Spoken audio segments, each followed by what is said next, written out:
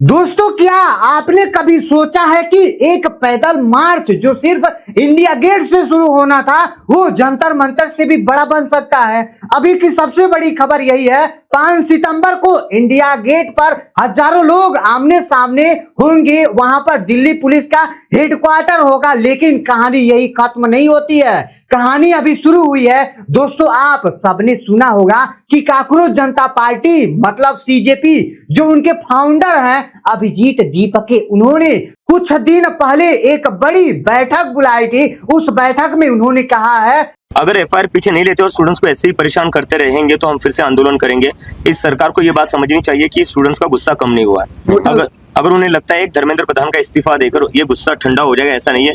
गुस्सा बहुत ज्यादा है लोगों में और जरूरत पड़ी तो ये आंदोलन फिर होगा और जो पिछला हुआ उससे भी बड़ा आंदोलन हो कि हम 5 सितंबर को फिर से दिल्ली की सड़कों पर उतरेंगे, इंडिया गेट पर जाएंगे, वहां से पैदल मार्च निकालेंगे। किसके खिलाफ? मैं आपको बता दूं कि केंद्र सरकार के खिलाफ, बीजेपी सरकार के खिलाफ वो बोले हैं कि हम मार्च निकालेंगे। नमस्कार, मैं हूं आदेश वर्मा, आप देख रहे हैं पॉलिटिकल सच्चाई। अब इस प्लान में नया मोड़ आ गया है। नया मोड़ क्या है? नया मोड़ खुद अभिजीत दीपके ने बताया है। वो वरिष्ठ पत्रकार हैं जो अजीत अंजुम के यूट्यूब चैनल पर गए थे। वहां पर उन्होंने इंटरव्यू दिया था। उसी इंटरव्यू में उन्होंने कहा था कि अब ये सिर्फ मार्च नहीं है, अब ये मार्च से बड़ा हो सकता है। दोस्तों, अब ये आंदोलन बन सकता है। अभिजीत ने कहा है, हम इंडिया गेट पर इकट्ठा होंगे, वहां से पुलिस हेडक्वार्टर तक जाएंगे और अगर सरकार ने हमारी बात नहीं मानी, अगर एफआईआर वापस नहीं ली तो हम वहीं पर बैठ जाएंगे, हम वहां से हिलेंगे तक नहीं। हम धरने पर बैठेंगे, मतलब पहले सिर्फ चलना था, अब बैठना भी है। ये तैयारियां हैं उन लोगों का। अब आप सोचोगे ये खबर कहां से आई है?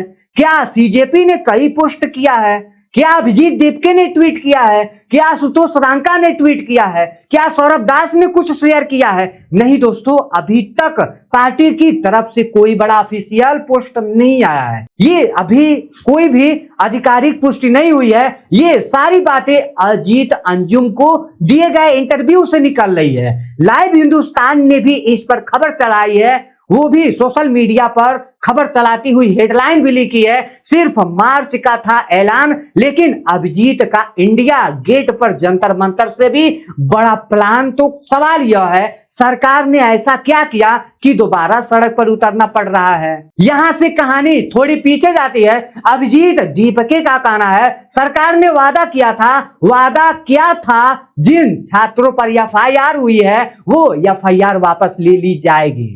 लेकिन 1 महीना हो गया दिल्ली की जंतर मंतर का वो प्रोटेस्ट हुए अभी तक, लेकिन वो छात्रों के ऊपर का एफआईआर वापस नहीं हुआ है। अजीत अंजुम ने कहा है, पहले सरकार ने कहा सुप्रीम कोर्ट का आर्डर आ गया है इसलिए हम कुछ नहीं कर सकते हैं। फिर सुप्रीम कोर्ट का दूसरा आर्डर आया, कोर्ट ने सरकार से लिस्ट मांगी तो सरकार ने लिस्ट ही नहीं दी।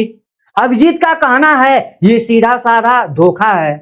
जो लोग अपना हक मांगने आए थे उनके साथ धोखा हो रहा है। वो कहते हैं शिक्षा का सिस्टम इतना खराब नहीं होता है तो इतना बड़ा आंदोलन कैसे होता है? बच्चे सिर्फ अच्छा एजुकेशन सिस्टम चाहते हैं और सरकार टाल मटोल कर रही है, इसलिए हमें सिर्फ यहां पर आंदोलन करना पड़ रहा है। लेकिन रुकिए, अब यहां कहानी बदलती है। इंडिया गेट ही क्यों? ये सवाल अजीत अंजुम ने भी पूछा है। अभिजीत ने जवाब दिया है, क्योंकि इंडिया गेट विरोध का सिंबल है, हक की लड़ाई का सिंबल है। उन्होंने कहा है, निर्भया का आंदोलन इंडिया गेट पर ही हुआ था। एक टाइम था जब देश में कुछ गलत होता था तो लोग अगर जवान जीओटी के पास जाकर अपना विरोध शुरू करते थे तो इंडिया गेट एक बहुत बड़ी पहचान बनती थी।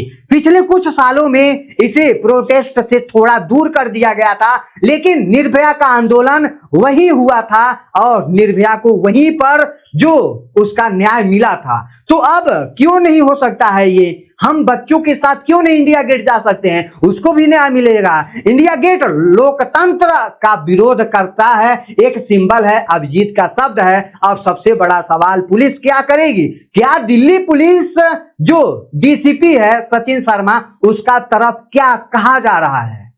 उनकी तरफ से क्या इजाजत मिल रही है, क्या नहीं मिल रही है, इस पर अभिजीत ने बहुत तीखा जवाब दिया है। उन्होंने कहा है सचिन शर्मा कौन होते हैं, वो डीसीपी हैं, उनका काम है कोई इजाजत मांगे तो देना। सचिन शर्मा संविधान से बड़े नहीं हो सकते हैं, पीएम भी संविधान से बड़े नहीं होते हैं। सचिन शर्मा अपनी ड्यूटी करे। उन्होंने पूछा क्या वो चाहते हैं कि छात्रों पर फिर से लाठीचार्ज हो, जैसे कि 20 जुलाई को हुआ था। दोस्तों 20 जुलाई को क्या हुआ था आपको याद होगा, छात्रों पर लाठी चली थी, वही बात अभिजीत उठा रहे हैं आज।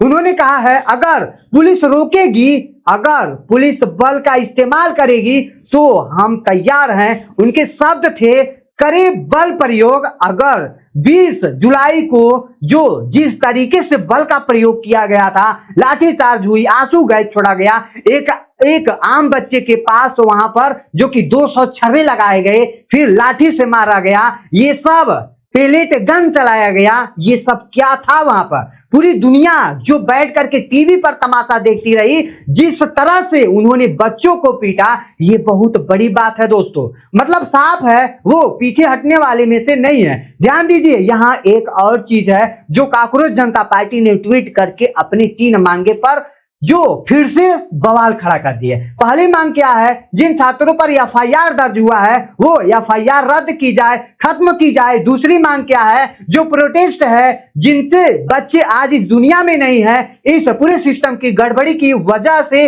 उन परिवारों को मुआवजा दिया जाए, लमसम 1 करोड़ से ऊपर का मुआवजा दिया जाए। वो देने के बाद उसको एक परिवार को नौकरी भी दिया जाए। तीसरी मांग क्या है, पुलिस और सरकार की जो टीम है वो माफी मांगे। ये 3 मांगे हैं। अब आप सोचिएगा कि एक तरफ छात्र हैं जो कह रहे हैं हम पर केस मत करो, दूसरी तरफ कुछ परिवार है जो कह रहे हैं हमारे बच्चे के साथ गलत हुआ है, हमें इंसाफ दो, और तीसरी तरफ पुलिस है जो कह रही है इजाजत नहीं ली गई।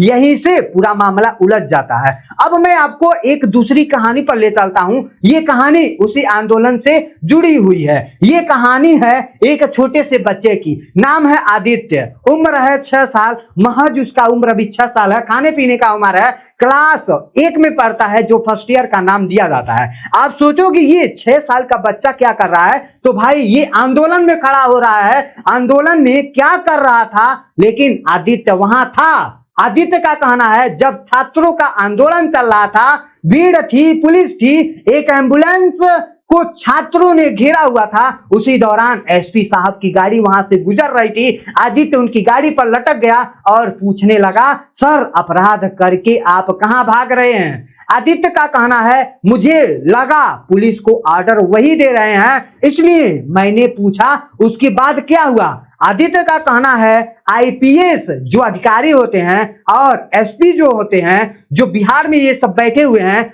उनके जो उसे पकड़ लिया है, तो आदित्य का कहना है मुझे 1 बजे से लेकर रात को 8 बजे तक थाने में रखा गया था, मेरे माता पिता से अलग रखा गया था मुझे, जबकि मैं 6 साल का बच्चा हूं। ये इस तरीके का बच्चा एक डीएम से बात करता है। मैंने पुलिस से कहा हम अपराधी हैं क्या जो हमें माता पिता से अलग रखा गया है, तो पुलिस ने कहा तुम लोग अपराधी हो तभी पकड़ा गया है। तो 6 साल का बच्चा पूछ रहा है आपसे क्या मैं अपराधी हो गया हूं क्या। उसकी माँ वहीं आई थी, वो घर जा रहा था, टेम्पू में बैठने वाला था, तभी पुलिस ने उसकी माँ को पकड़ लिया और पूछा कि बच्चा कहाँ है। फिर आईजी रैंक के अफसर आते हैं, उसे ढूंढने लगते हैं। आदित्य कहता है मैंने पुलिस वालों को परेशान नहीं किया है, वो खुद ही परेशान हो गए हैं, खुद दौड़ रहे हैं। लेकिन फिर एक जो आदित्य है, एक बार बार वही बात कहता है कि हमको न्याय चाहिए, हमको हमारे माता पिता से दूर क्यों रखा गया, आखिर हमको थाने में क्यों रखा गया, मेरी गलती क्या है, मैं तो अभी महज 6 साल का हूं। मैंने अपने पापा के पैर का नाखून मोड़ा हुआ देखा, लोगों ने कहा कि आपके पापा का हालत थोड़ा बिगड़ गया है। उस पर आदित्य और बौखला गया और वो और निचले और जो ऊपर वाले रैंक के अधिकारी हैं उनकी भी लताड़ना शुरू कर दिया। ये बच्चा भले 6 साल का है पर उसे पूरी क्षेत्र की नॉलेज है कि कैसे क्या होता है। आदित्य क्या चाहता है, वो कैमरे पर कहता है हम गरीब आदमी हैं, केस नहीं लड़ सकते हैं। ये बात अगर मुख्यमंत्री सम्राट चौधरी सुन रहे हैं तो वो कुछ करे। वो कहता है माता पिता के साथ जो मारपीट हुई है वो बंद हो, जिन पुलिस वालों ने ऐसा किया है उन पर एक्शन हो। और जब उससे पूछा गया बड़ा होकर क्या बनना है तो उसने कहा जैसी पढ़ाई वैसी नौकरी। 6 साल का बच्चा इतनी बड़ी बड़ी बातें कर रहा है तो ये देख करके भाई सब लोग दहस गए हैं। ये महज आप सोचिए दोस्तों, एक 6 साल का बच्चा है जो क्लास 1 में पढ़ता है, वो आंदोलन में क्यों आया है, वो क्यों कह रहा है कि छात्रों की मांगे पूरी होनी चाहिए, क्योंकि उसे लग रहा है कि जो आने वाले दिन है उसमें हमारी भी पेपर हो सकता है, उसमें हमारा भी पेपर लीक हो सकता है। इसलिए ये आदित्य इतना बौखलाया हुआ, ये जो बालक है इतनी बेरहमी से बात कर रहा है पुलिस अफसरों के साथ। 6 साल का बच्चा जो कह रहा है मेरे माता पिता को क्यों मारा गया, ये दोनों कहानियों में एक ही चीज है, भरोसा टूटना। छात्रों को लगा था, सरकार ने वादा दिया था एफआईआर वापस होगी, वो नहीं हुई। आदित्य को लगा था पुलिस पूछेगी, बात सुनेगी, लेकिन उसका कहना है उसे अलग रखा गया। अब सबसे बड़ा सवाल यही से शुरू होता है, क्या 5 सितंबर को वाकई जंतर मंतर से बड़ा आंदोलन होगा? अभिजीत दीपके कह रहे हैं हाँ होगा, तैयारी है। इंडिया गेट से हेडक्वार्टर यानी जो दिल्ली का हेडक्वार्टर है वहां तक जाएंगे हम लोग, और अगर बात नहीं मानी तो वहीं धरना दे करके वहां पर हम लोग बैठ जाएंगे। क्या पुलिस फिर से रोकेगी? क्या फिर से 20 जुलाई को जैसा हुआ था वही हंगामा फिर होगी? क्या अमित शाह ने ये हंगामा फिर करवाएंगे? क्या सरकार उन्हें एफआईआर की लिस्ट देगी जो सुप्रीम कोर्ट ने मांगी है? क्या सरकार मुआवजे वाली बात पर भी कुछ बोलेगी? क्या सरकार माफी पर कुछ कहेगी? अभी तक सरकार की तरफ से इस पर प्लान पर कोई बड़ा बयान नहीं आया है। पुलिस की तरफ से सिर्फ इतना कहा गया है कि इजाजत नहीं ली गई तो क्या बिना इजाजत के ये मार्च हो सकता है? क्या पुलिस इजाजत देगी? अब क्या ये शांतिपूर्ण रहेगा?